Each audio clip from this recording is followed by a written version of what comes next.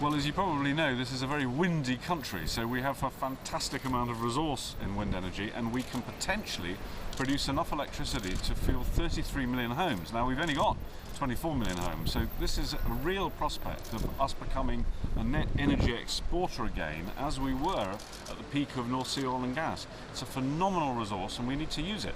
We're surrounded as an island by tides, by waves, and we have wind. And we unfortunately don't have a lot of sunshine, so solar energy is not going to be our strong point. We have to work on the other renewables. You know that UK is the world leader in offshore wind. What are your comments there? Well, we are the world leader in offshore wind, and what is particularly interesting is that the cost of wind energy is coming down and down. Onshore wind is now competitive with all of the conventional energy sources, and I think we're going to see the same thing happen over time with offshore wind.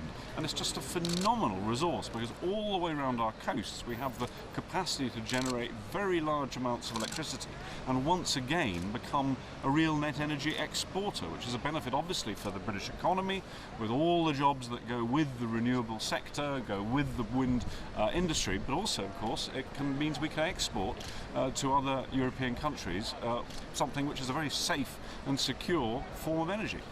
One final question, why is it important that the general public supports UK Wind Week?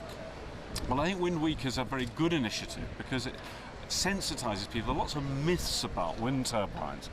When I put a wind turbine on my house in Eastleigh, the neighbours are worried, is it going to be very noisy? Well, it's not noisy at all. And is it going to mash up all the birds? No, it's not going to mash up all the birds. Does it actually look that bad? No, it doesn't. So I think if people get more familiar with the technology and they realise how friendly it is by comparison with many of the ways we've traditionally generated electricity, I think that they will warm to it, and I hope it becomes easier to ensure that we get the rollout which can actually take advantage of this enormous resource that we've got.